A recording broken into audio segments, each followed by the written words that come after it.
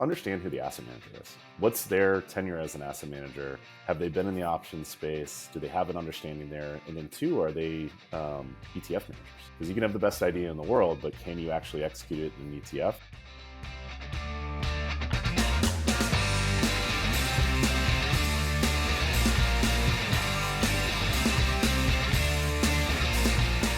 All right, joining me will be Cullen Rogers, Chief Investment Officer of Wedbush Fund Advisers and Portfolio Manager of the Dan Ives Wedbush AI Revolution ETF, ticker Ives, I-V-E-S, which is one of the top ETF success stories this year. So this ETF just launched in June. It's already over $750 million in assets. We're actually talking about a top 15 ETF launch of 2025 out of over 700 new ETFs. Now, I think many of you are certainly familiar with Dan Ives. He's the very well-known and often colorfully dressed Wall Street analyst. He powers the research behind the Ives ETF. But Cullen Rogers is actually, again, the portfolio manager on this. And so Cullen and I are going to have a full conversation around artificial intelligence. We'll certainly talk about the success of this ETF. And then we'll dive into the investment strategy behind it as well. Now, later, I'll be joined by Craig Ebeling, head of ETF Strategists at Fidelity Investments, who, of course, is a top 10 ETF issuer. And we're going to cover two different topics. So we'll first talk income generating strategies in a portfolio. Craig is going to offer some key considerations when looking at the three biggest and broadest income generation ETF categories, which are dividend-focused ETFs, obviously fixed income itself, and then options-based ETFs. And I would say given the Fed rate cut last week and the expectation for additional cuts moving forward, I thought it was a pretty good time to think about how you're approaching income in a portfolio. So we'll do that. And then we will switch gears and briefly touch on tax loss harvesting as well. So Craig will offer a few key tips here. As always, questions or comments, you can find me on X at Nate Geraci, or you can go to etfprime.com. All right, let me now welcome in Cullen Rogers, Chief Investment Officer of Wedbush Fund Advisers and Portfolio Manager of the Dan Ives Wedbush AI Revolution ETF, again, ticker Ives. Cullen, it is great having you on the podcast. Thank you for joining me. Thank you. It's great to be here. All right. So as I just mentioned, this ETF is one of the top new launches this year. And I think it's even more remarkable given that Wedbush Fund Advisers just launched its ETF platform back in February, because I think it's much easier to have a big hit when you already have an established ETF lineup, right? And a presence and distribution and all of those things. And so to start, I'm just curious, are you surprised at all by just how quickly this ETF has resonated with investors? Yeah, I mean, if we go back to when we were kind of crafting the idea of Wedbush Fund Advisers and Ives late last year, again, Dan is a brand that's beyond reproach. I mean, from a credibility standpoint, from what he's kind of called in tech over the last 10, 20 years, I mean, we knew we had the right, angle here with Dan, with his research, with kind of what he's proven out. But then again, it's the ETF world. Even the big dogs can go out and launch what looks like a really cool product and it falls on its face. So again, we had tempered expectations. We knew that Dan could earn us a lot of earned media opportunities to market this and has a great retail presence. So expectations were high. I don't think any of us had 750 penciled in the first 3.5 months. That's kind of knocking the cover off the ball, especially our first olive out of the jar here with Wedbush Fund Advisers. But again, I mean, I think there was a confluence of events here. You had kind of the lows of April with the whole tariff thing, and then kind of coming out of that big AI trade moving in, a lot of announcements. Dan's on fire, I think, from being right in a lot of these calls where, a lot of institutional players haven't been on that same page. So again, extremely exciting, and we knew we had something, but I think this has kind of exceeded a lot of our expectations, and I think it's just the beginning. I think we've got a lot of runway here over the next year or two. And before we get into the ETF itself, I noted that Wedbush did just enter the ETF market earlier this year with this new investment management division. Can you tell us more about that? Yeah, I mean, when you think about Wedbush, it's a 70-year-old firm. We've got a lot of different articulation points within the world of finance, from investment banking, research, wealth, and I think it made sense to look at adding in an investment management, platform with public and private vehicles. I think it was more a question of when's the right time, what's the right play, how do we structure it, and we wanted to do something proprietary. We had our own trust. We wanted the capabilities to not only launch proprietary products, but also joint ventures and other opportunities with outside third party firms. And this kind of all came together in the last year as the right time, with not only AI and Dan, but I think if you're going to create an ETF platform, you've got to do it now, because in 3 or 4 years, there's going to be 7,000 ETFs with 1,000 closing every year in this revolving door. And so it's that conversation of, do you want to barge into a crowded room, even knowing that it's going to be tough because you have to? And I think that's kind of where we are. We know we want to be in this business. We know we have the right pieces in place at Wedbush and a lot of levers we can pull, and pockets of thought leadership like Dan and our research department. And so, and again, it's all about being methodical. You get that with a 70-year-old firm, very disciplined and kind of timing things in the right way, as opposed to rushing. But this was the right time. We've got Ives out. We have more in the pipeline. And the idea here is to create a platform people can see, know, trust. We don't want to fit in a box. So we're going to have a lot of different strategies and different types of investments, but building out a platform that people can lean on and know that it's differentiated product set and doing things the right way. All right, so let's do this. Let's first go through the Ives ETF itself, and then I would love to go into at least some depth on the investment thesis around artificial intelligence and perhaps what most has your attention right now. But in terms of the ETF, this is index-based, right? 30 names. And the way I view this, you're really bringing Dan Ives' research to life here. And so talk more about what is actually going on underneath the hood. Yeah. When we were first talking about this, we knew we wanted to work with Dan. We knew we wanted to focus this in tech and AI. The question was the permutation. As a research analyst, there are limitations in how he can flow into an investment advisor and information barriers and that such. But we wanted to use that thought leadership and intellectual capital from Dan. And so when Dan came out with this AI 30 list, which is a list of the 30 names that he thinks are the best and brightest ideas in AI across the entire ecosystem, we decided that we were going to take that list, pull out the names, and then wrap a passive index structure around it with our third-party index provider Solactive. So we take his research, we pull out the names, wrap a rules-based structure around it. And so the idea here is that I don't know, and I don't think a lot of people other than guys like Dan have a very strong lens on where AI is going. We've got, it's moving so fast that I think in 5 years it will be a very different landscape than it is now.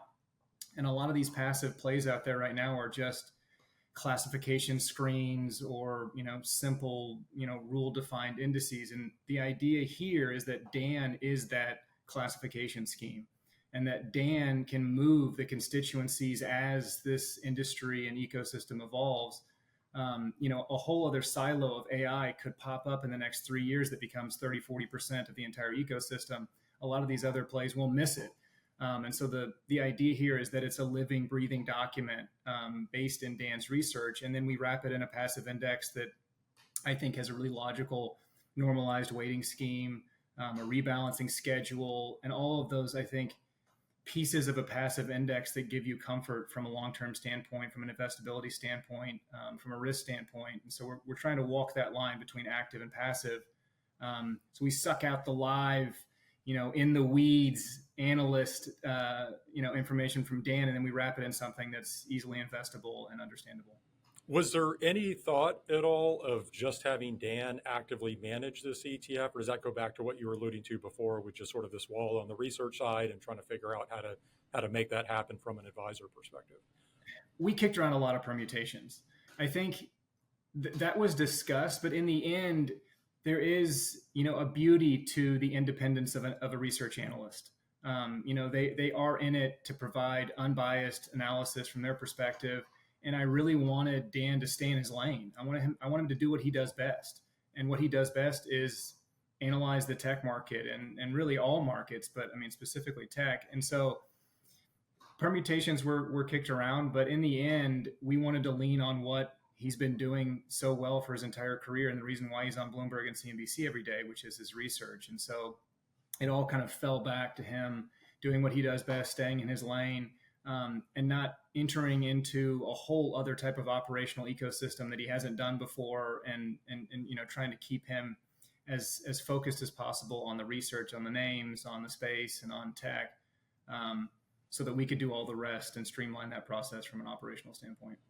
In terms of the companies that go into this index, and we don't have to go into great detail here at the individual stock name, but I'm just curious, high level, like what are the primary characteristics of the companies that go into Dan's AI 30 research report? And it's funny, I've seen him say things like, just because a company says AI on a conference call, that doesn't make them an AI player, right? He's talked about, obviously, AI, that's not just the Mag 7 names. It's really trying to identify companies that go beyond that. I'd just love to have you just talk more about that, the specific companies that this index comprises. So when we think about AI and the way that Dan talks about AI, you have this tip of the spear, right? The big dogs, the Mag 7s, the Googles, the Metas, the NVIDIAs. But I think where Dan's really trying to focus is not just on this top level, everybody knows them names. I think he's really trying to look through the entire ecosystem to find out how these big companies may ripple down 2 or 3 stages from a derivative standpoint of revenue down to deeper levels of the economy. And when you zoom out just a little bit, the AI 30 and the whole research report, the design is to give you full exposure to the AI ecosystem, not just software, not just chips, not just the top line kind of thought process when you think about AI, but to go 1 level deeper, or 2 levels deeper, or 3 levels deeper. And so when he's looking at this, he's trying to identify the most impactful companies, whether they're producing chips or whether producing power to fuel the data centers or wherever it may be, to give you comprehensive coverage. I think a lot of other indices or even active space managers are trying to kind of focus on these high level headline type names without maybe looking through all the way below, which is changing all the time.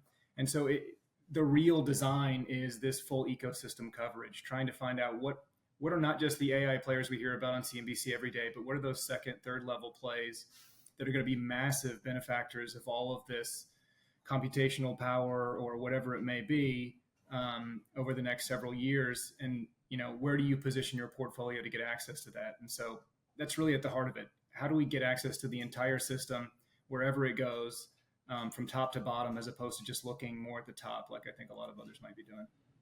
In terms of the overall investment thesis around artificial intelligence, it's funny. I feel like there's been at least a little bit of debate on this podcast. I've covered this topic, obviously, because it's so prominent over the past couple of years. And the way that I would lay this out for you, Cullen, is my sense is that most investors have at least some appreciation for what's occurring here, right? I think most people get that AI is truly a game changer. I think where the debate comes in is around how much of a game changer, like what's the actual magnitude of impact AI will have. And then I would say the second part of that debate is around valuations. And we can maybe hit on both of those. Let's start with the first point, just on how impactful AI might be. I'd love to have you just talk more about where you think we're at right now in terms of the technology itself and its adoption, and maybe where you see this all heading. I think we're early. I think it's happened so fast. I mean, I think it's difficult to think about this in comparative terms, because if we go back to the late 90s with the internet starting to embed itself in commerce, I think only 40-50% of the population had a computer in America. It's completely different now. Everybody has a smartphone, which is an access point to all of these different AI tools. Everybody has a computer at work. So the speed and the rate of change at the adoption, I think, is going to blow. It's already blowing our minds, but I think it's going to continue to accelerate over the next 3 to 5 years. I mean, you go back pre-OpenAI, and everyone used to call it machine learning, and AI was kind of like a weird word because it's not really AI. And now all of a sudden, within 3 years, it's this completely different landscape. People are using it every single day, not only as just a personal use, but also it's starting to embed itself in the corporate realm. But we're only about 10% penetration on corporate tasks, so there's a lot of meat on that bone to expand. And it only takes a couple different economic periods for companies to look to increase productivity at a rapid rate. And I think this is going to be the easiest and path of least resistance to do that. And so I think there's a confluence of events here. You've got AI coming out, you have everyone with ready tools to use those products. And then I don't know where we go with quantum computing or how quickly that arises, but it sets the table for a very interesting next 10 years. And I think we're in the early innings, second, third inning, as I think Dan says. And again, where this evolves and where it goes, I think is going to be difficult to predict because, one innovation can completely shift the entire scope, scale, and trajectory of AI. But in my opinion, and we can get into the valuations in a second, but I'll lead into it. I think it's very difficult to value stocks that are at the leading edge of innovation. There's always going to be a massive growth premium on it. And so that's what you're getting now is this back and forth on the institutional market. We saw it with NVIDIA. It was valuation, and now the PE is pretty normal. So we'll see how it plays out, but it could be very possible that we started to see some trickling in of profits from AI CapEx last earnings cycle. The valuation question could become a completely different conversation within a couple of years, and there will be exceptions. But I think when you're dealing with game-changing technology, with an entire ecosystem that could change the fabric of how we live our daily lives or our lives at work, you have to look through that a little bit to, what does the next 5-10 years look like rather than, what's its PE ratio relative to Exxon. It's just a different world, I think, when you're looking at the growth potential of these companies versus a lot of other more standard traditional business lines. We'll talk a little bit more about that because, again, I think most investors, and you just laid it out very well, they get this AI revolution. I really believe that. But the debate, I think, focuses on valuations. And again, there's definitely a camp of investors who they think this entire AI story is overbaked, at least from a valuation perspective, right? They believe valuations are overextended. Now, obviously you and I, we don't think the AI story is overbaked, but just talk more about valuations. And it is funny because I did see Dan Ives, he said something like, if you're just focusing on valuation, you would have missed every transformational tech stock of the last 20 years or something along those lines. But just talk more about that because I do think that's where the concern comes in for investors. I think the way that Dan puts it is completely true. If you when you're looking at tech innovation and game-changing disruption and you focus solely on valuation, you are going to miss all of those. I guess the question to the big institutions are they willing to do that in order to miss, the couple ones that don't play out and just wait for it to come to them? Again, it's a risk-reward standpoint from the investor. And I think everybody has to ask themselves that question. Are you looking to invest in a game-changing disruptive technology that may be a bumpier ride, as all disruptive technologies are? We saw it with multiple different technology cycles over the last 100 years. It's never a smooth, beeline up. There is always, going to be a back and forth with the market. But I think when you look at the investable landscape right now and you fast forward 5 years, for people to say that there are other sectors of the economy that have more growth potential, I think it's hard for me to wrap my mind around that. And so if you have a long-term time horizon, you have the ability to withstand, higher equity type volatility. I don't know how you can't look through a lot of these valuation issues for what could be, the fourth industrial revolution, which we're in right now. But again, I think it all boils down to your investor type. What is your risk tolerance? How does this fit into your investment strategy? And where do you see this all playing out and how can you fit it into your portfolio? But valuations will always be a major question with this type of disruption.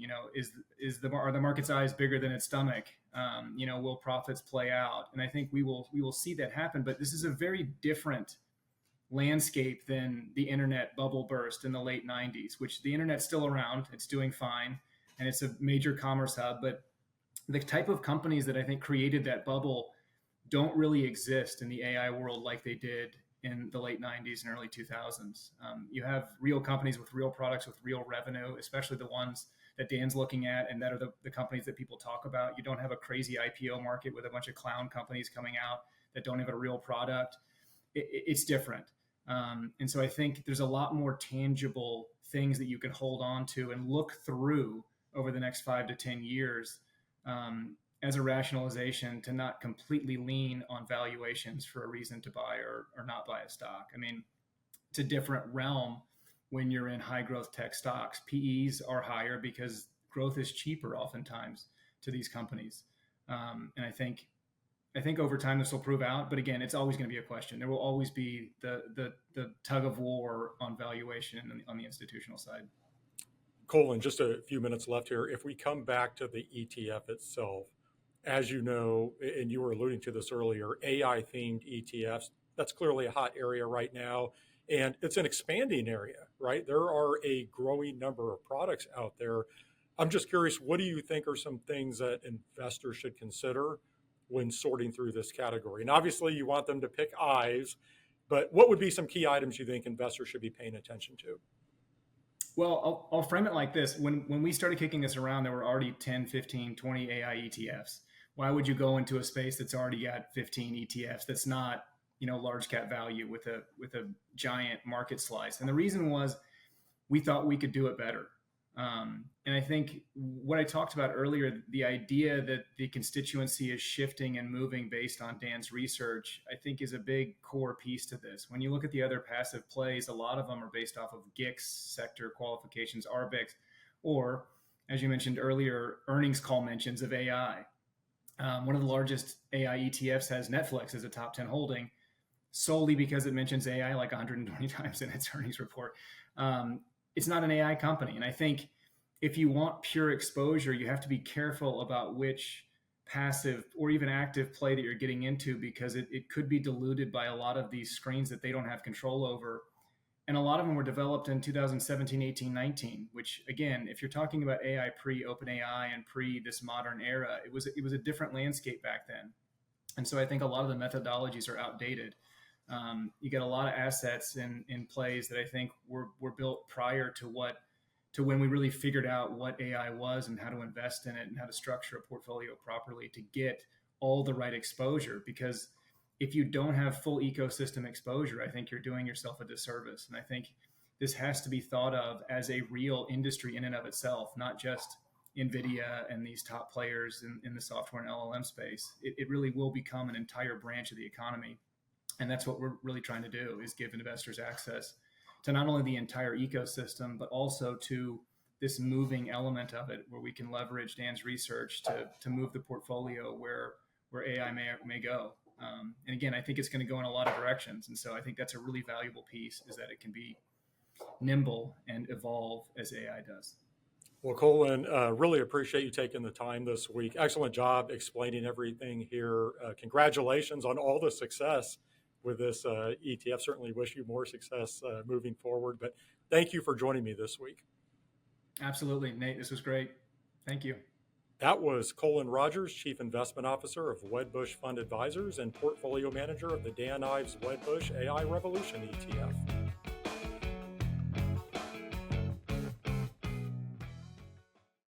Looking for ETF options from one of the top asset managers in the industry? Visit i.fidelity.com/ETFs to explore Fidelity's lineup and more. Fidelity Distributors Company, LLC, 500 Salem Street, Smithfield, Rhode Island, 02917. Fidelity Investments is an independent company unaffiliated with Vedify and other third parties on this podcast. There's no form of legal partnership, agency affiliation, or similar relationship between Vedify, Fidelity Investments, and other third parties on this podcast, nor is such a relationship created or implied by the information herein. Fidelity Investments and/or Fidelity refers collectively to FMR LLC, a U.S. company, and its subsidiaries, including but not limited to Fidelity Management and Research Company LLC, FMR. Exchange is more than a finance conference. It's a community. The insights, connections, and strategies you'll gain will last long after the event ends. Join us for the most valuable few days of your year. Exchange 2026, March 15th through the 18th in Las Vegas. Visit exchangeetf.com to register now.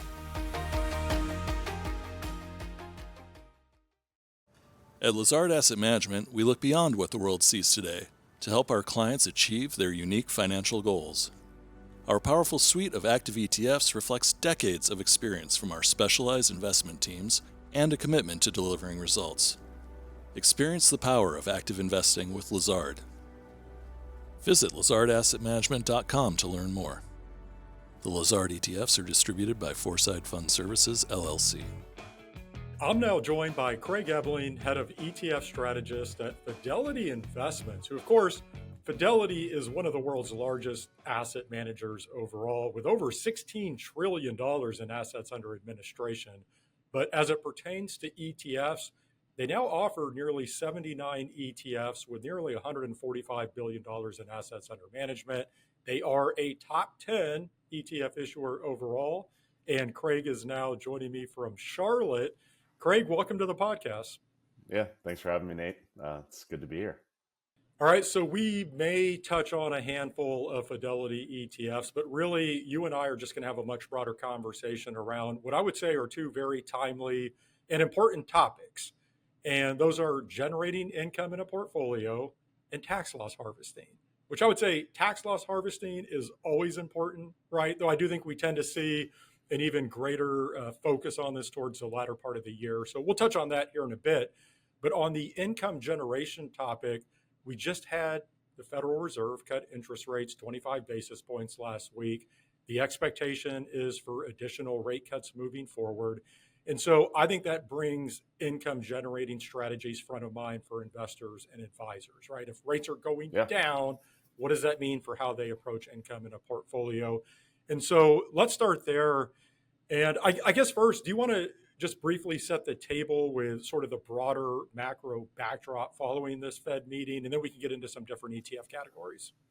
Yeah, I think, for the recent cuts, you have a motivator for clients to kind of evaluate how they're going to get income in their portfolio, right? And you see these two cuts, or you see cut in the most recent cut and potential future cuts, and those hit money market funds very quickly.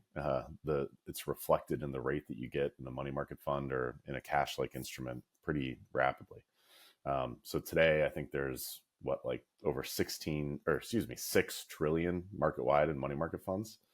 I think you're going to start seeing that clients and investors look elsewhere for sources of income that are relatively similar in risk profile, but even saying, hey, I'm willing to take on some additional risk to get some income that I'm now maybe not getting in a money market fund that I've been getting for the last couple of years. And so we've certainly seen that like market wide. You've seen, in the active ETF space, almost 43 billion year to date go to derivative based strategies. So kind of derivative income strategies. We've seen over 32 billion go towards ultra short bonds. Over 27 billion go towards like core and core plus in the active space on the fixed income side. So you're certainly seeing like reflected, the shift in where people are going is kind of reflected in that, in those fund flows, I think, in relation to where money market rates are, where the Fed fund rate is, and where people think maybe it will be in the future. So at a high level, if we look at the ETF space, I would say there are really three primary ways to generate income in a portfolio, or at least I would say these are probably the three most popular ways. There's a lot of ways, but probably the three most popular. Yeah. And so you hit on two, obviously fixed income ETFs and then options-based ETFs, which that category has absolutely exploded over the past several years. But the other category would be dividend-focused ETFs. And I thought we might take a look at each of these, and let's start with dividend-focused ETFs. Sure. As you think about this category, what are some of the first things that come to mind in terms of what investors should be aware of? And obviously, we're talking about a very broad category here, but if you had to boil down some key considerations, what would those be? Yeah, I think when you think about dividends, you typically think about like rules-based strategies that have been around a while, and there's a lot of different options and ways to approach it. What I always want to consider when looking at anything that's looking at dividend yield is what's the underlying starting universe, or like, where are they playing in? And so call it large caps. And if I want large cap dividend exposure, I don't want to do that while sacrificing my price return. And we've seen that, or, introducing some sort of idiosyncratic risk. And we've seen that a lot of times where, you have a rule that's set, or rules are that you've set to kind of capture dividend yield, but then it ends up tilting you towards value, or tilting you towards small caps, or towards a specific sector or certain securities. And you're introducing, while you're looking for yield, you're introducing a bunch of risk that may be intentional or not intentional. And so when evaluating strategies, I want to consider, what else am I getting? I'm getting dividend yield, but what else am I getting as a part of that? And you saw that in 2023, right? Where a number of dividend strategies, their total return was like 4%. And it was all yield. They had 0 or -% price return because, what happened in 2023, largest portion of the market did really well, crushed the rest of the market. And if you were searching for yield and going down the market cap spectrum as a result, you underperformed pretty heavily, just trying to get yield. And so I think keeping that in mind and being, searching for yield, but also keeping in mind some qualitative things like, payout ratio, right? Like we always think about that when we look at dividend yield. Like, can they actually afford to pay their dividend? Am I going to overweight a company that then cuts it the next year? Looking at dividend growth, but then also kind of keeping into consideration like portfolio construction. You want to set rules, but then you also want to do that within a construct, a risk profile. And so Fidelity, we try to keep that in mind and not tilt too far into a specific sector, security, or size, and introduce kind of this unintentional risk that you see a lot of times in these factor-based strategies, like a dividend yield strategy. It's really a great point. Digging in. Yeah, I mean, I think it does get down to unintentional factor tilts, and you may be chasing yield and not realize what else is coming alongside of that. And you see it like all across like factor type strategies where it's like, oh, I'm looking for low volatility, and then your portfolio is like 60% utilities. And I'm like, well, why am I paying extra for a low volatility ETF when I can buy the utilities ETF for 8 bips or whatever, So I think keeping that in mind, and I think sometimes investors don't realize the risks that they're adding when they're trying to achieve some goal. And so keeping those two things in mind, understanding what's under the hood and the risk exposure. Okay, so that's dividend focused ETFs. If we move over to fixed income, the way that I would lay this out, Craig, and I've talked to a lot of investors and advisors recently who they've sort of thrown up their hands and they've just decided to park in high quality, shorter duration bond ETFs or even money market funds, as you were alluding to earlier. And the reason is, on one hand, I do think there's some fear that inflation could reaccelerate and maybe rates could spike back up. But on the other hand, there are worries over the labor market and the economy slowing down. And so they want to avoid credit risk. It's almost like the same dilemma the Fed has. And so I think fixed income is a real challenge for investors and advisors. How are you thinking about this category right now? Yeah, we like intermediate currently. I think, the Fed can control kind of the short part of the curve, but they can't control really the longer part. So I don't think it makes sense to go really long. But intermediate to short, I think there's opportunity. And especially as clients have different, investors have different risk appetites for duration and credit, you have a lot of options there. But I think the most important piece for me and probably for us at Fidelity is to be active in that space. Whether you're going for intermediate, 6-year duration, intermediate core plus type exposure, or even 2 years, less than a year type of exposure, I think you want to be active. And the main reasons is you want to be able to monitor risk daily, one, right? You don't want to be beholden to an index that weights based on debt, right? Like you think about the S&P 500 or any index and they market cap weight. And so there is some sort of thesis though, or some backing to say, all right, this company is the largest company in the S&P 500. It's grown, its price has grown, its market cap has grown for some, pretty fundamental reason. When you look at, how debt indexes are constructed, it's just whoever's issuing the most debt is the biggest piece of the index. And so as a result, when you're managing a passive bond ETF, you're essentially just loading up on whoever's issuing the most debt or some sample of that. And so what you're getting is the debt market, and then you're pricing everything in an ETF structure at the median of the bid-ask spread. And I think with active ETFs, whether it's an intermediate with like a Fidelity Total Bond, FB&D, it's the largest core plus bond ETF, and 10-year track record and all the accolades you could want there. But when you have something like that, you're basing your bond selection not on whoever's issuing the most debt, but by different alpha levers, right? You're doing credit research, you're doing asset allocation research, sector research, yield curve. Even if you are effective, duration neutral, you can still look at the shape of the yield curve and decide how you want to get to 6 years duration. You don't just have to take the average, right? The ag is just everything averages to 6, so that's what you get. And so you can make those decisions to improve the portfolio position, potentially add alpha, but then also you have the ability every day to negotiate the price you pay for bonds and monitor risk, which is, if you're going to go into fixed income, I want yield, but I want risk-aware yield. And so I think that's, doing better research, executing at potentially better prices, and being able to monitor risk on a daily basis is a huge step up compared to accepting all bonds at median of bid-ask spread prices. And so whether, clients are comfortable taking a little bit more duration and getting to 6 years, or if, they want to take that first step out and be, a year, 2.5 years of duration, I just think it's important to trust it with an active manager. Well, and I would say you mentioned the flows into active ETFs overall earlier. Clearly, a lot of investors are agreeing with what you're saying there.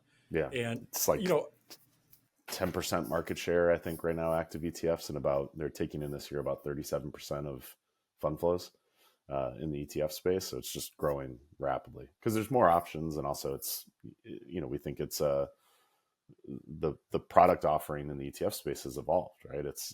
There was a rule change in 2020, and it just allows us to do more in the ETF structure. And you're seeing, investors take advantage of that.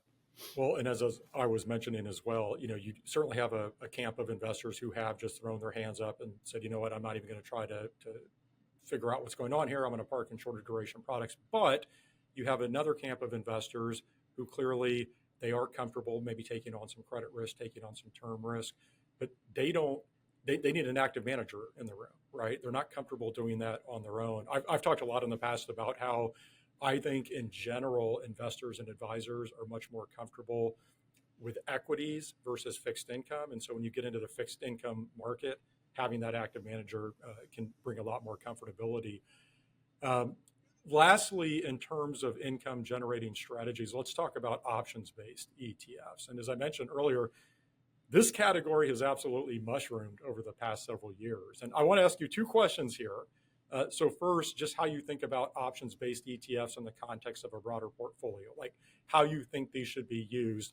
And then second, maybe you can walk through some key considerations here as well, like as investors evaluate their options, which no pun intended there. Yeah. Look, this category has mushroomed. There are a lot of products out there and definitely some big differences depending upon the type of strategy being used. So I'd love to hear how you think about that as well.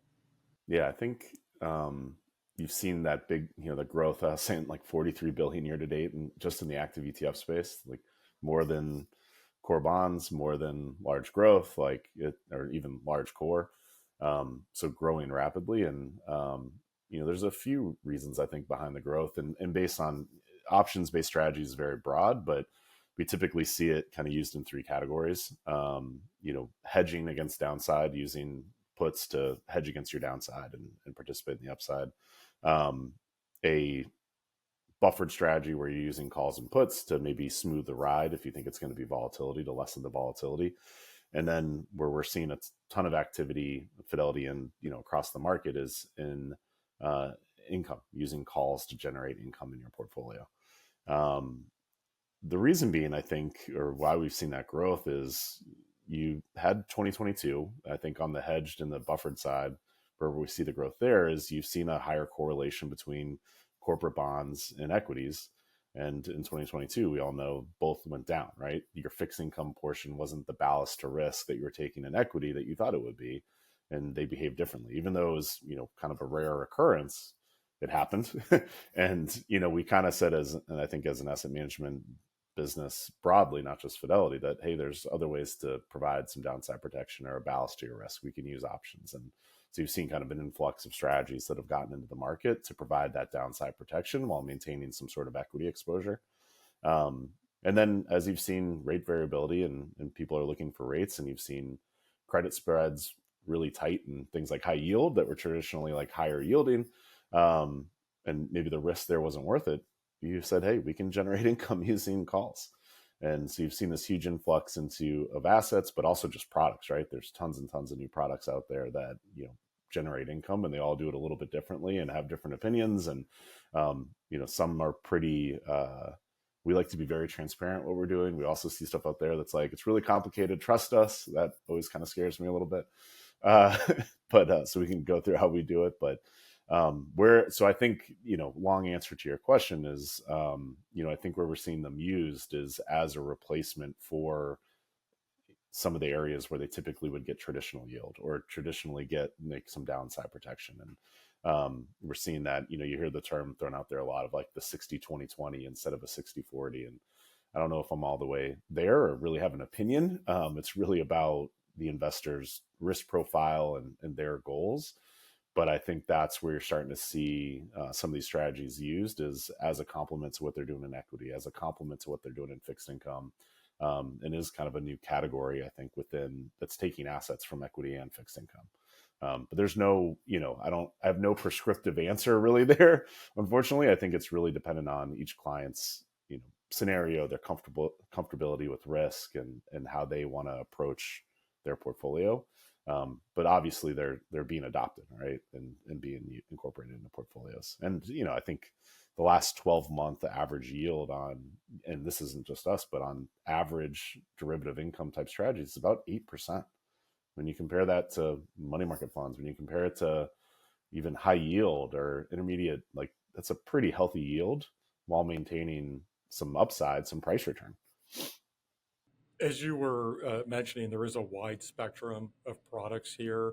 And I think investors and advisors out there, they'll see some of these advertised with astronomical yields.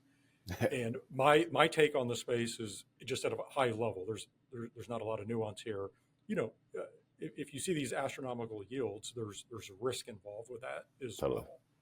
And I'd love to have you maybe just talk a little bit more about that. Again, if we approach this from a due diligence perspective, I know investors and advisors will hear things about return of capital, and we don't have to get into the weeds on that, but just what are some things that you think investors should be aware of here? Yeah, I think there's two main components. I think one, you want to know, well, it's actually three. Let's start with number one is like, understand who the asset manager is. What's their tenure as an asset manager? Have they been in the options space? Do they have an understanding there? And then two, are they ETF managers? Because you can have the best idea in the world, but can you actually execute it in an ETF? And I'm sure you've seen, we've had last year over 700 ETF launches, the year before like 500, almost over 5 something this year. I think the average, 5 years ago was like 50 to 75 a year.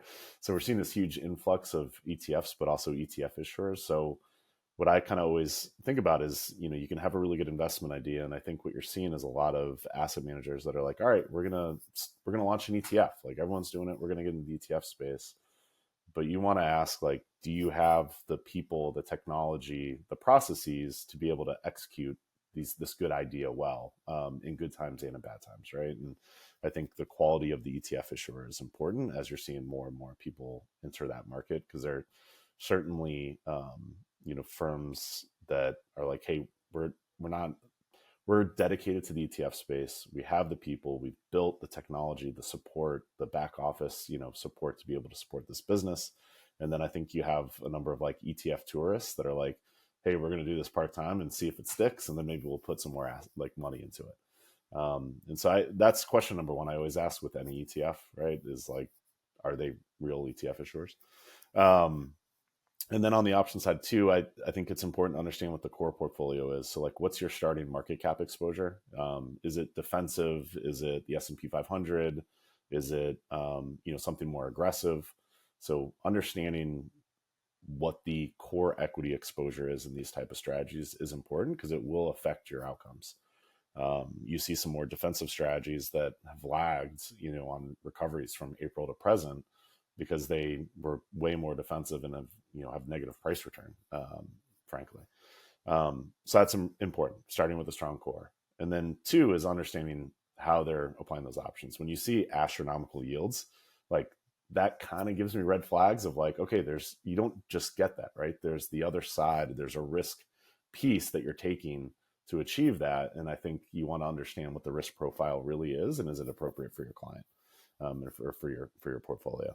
I think there's elegance in simplicity, in the design of options. Like I was mentioning earlier, you see a lot of strategies that are really, really complicated, and it's a lot of like, hey, trust us, we got this. That scares me a lot. Like, people should know what they're invested in. They should understand it. And so I think you need to understand how you're generating income. And then what gets overlooked, I think, specifically in the derivative income space, is how is that taxed? How are you going to be taxed on that income? And because there are a lot of different designs in these strategies that influence your after-tax yield. And so you see a great yield, but is it taxed at ordinary income? Is it taxed at long-term, short-term? Like, how is that actually designed? And so we think, at Fidelity, we've done a pretty thoughtful job there. We certainly weren't first in the space. We're a little over a year track record, but have grown quickly because I think we listened to our clients and tried to get it right, in response to feedback from our trusted clients. All right. So I think some very good tips there across the three major income generating categories in the ETF space, and dividend focused ETFs, fixed income, obviously, and then options based ETFs. I'm going to switch gears on you now with our remaining time. I actually want to talk a little bit about tax loss harvesting. And as I mentioned earlier, Craig, this is always important, but it does seem to receive a lot more attention towards the latter part of the year. I think especially as you get into Q4. First, do you want to just explain what tax loss harvesting is and why it's important? I think most investors understand this, but I always want to make sure we cover the basics. Yeah. Essentially, I think, in the ETF space, like you said, we see it done a lot in the fourth quarter as people are kind of planning towards the end of the year. But it is important to stay vigilant throughout the year. There's you can go through history, and any up year has a period where there was a drawdown where you have an opportunity to tax loss harvest. And I'll preface this by saying I'm not a tax expert, so consult your tax expert or your CPA that you work with. But there are some general kind of guidelines that we see, or typical use cases that we see, among our clients. But the main overview is, you essentially, if you have a security that's down, you can sell that and replace it with a reasonably similar investment. You want to do reasonably similar because you want to avoid wash sale rules.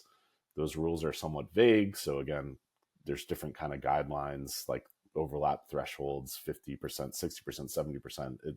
I've heard a lot of different things. So, talk to your tax person on what they suggest. But you can use that capital offset then or that capital loss to offset a realized investment gain on other investments. And I think a key piece within tax loss harvesting is that, specifically with ETFs, you tax loss harvest based on price return, not total return. So we were just talking about derivative income. Total return, a lot of those strategies are up year to date. But I think I pulled it yesterday, there's 585 ETFs that have negative price return year to date. Probably a little surprising when you think about the market this year. A large number of those are derivative income strategies that have yield. They have positive yield, but their price return is negative. Also some strategies in munis, loans, on their total return positive, but price return is negative. And I think the benefit for clients, or why you would do this, is less of your investor dollars, go towards taxes while still putting money to work in the market. And obviously you have to consider long-term versus short-term, and short-term kind of being anything year to date. But one of the other benefits of this is that, if you harvest more losses, your losses exceed your gains in a year, within short term, you can offset up to $3,000 of ordinary income or carry forward losses into the next year. You think about like 2022, right? Where a lot of people could carry losses forward because it was such a tough year. So hard to see the silver lining when markets are down or you have an investment that's down, but certainly an opportunity to take a loss, offset some gains in taxes, but also stay invested while you're doing that. And so, as you mentioned, Q4, we see a lot. Q4 has like the majority of ETF trading is done in Q4 for exactly that reason. We see. I think it's an excellent point regarding the price return versus total return. I don't think some people are aware of that.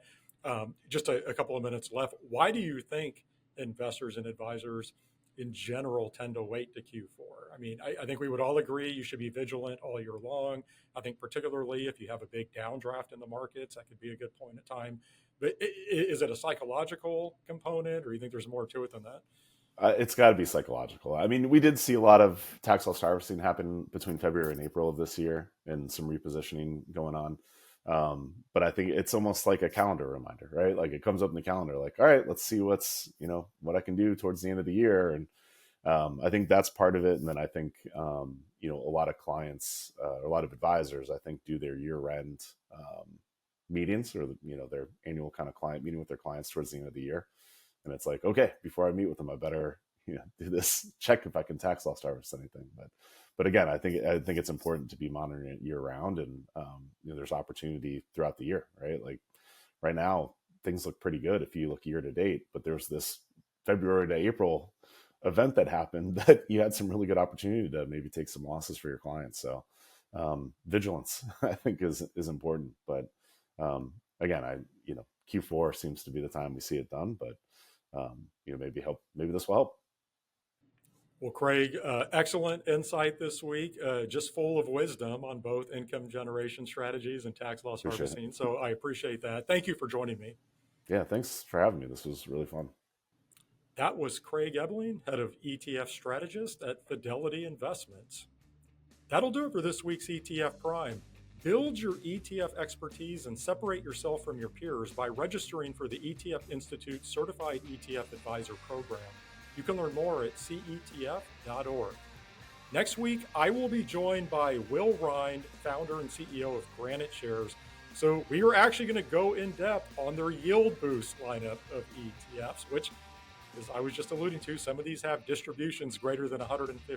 And so there has been a lot of discussion around these types of options-based ETFs. And so you're going to get to hear firsthand from an issuer who is seeing a lot of success here. Until then, have a great week, everyone. ETF Prime is hosted by Nate Geraci, president of OTR Media, LLC. Nate is also president of investment advisory firm Nova Diaz Wealth Management.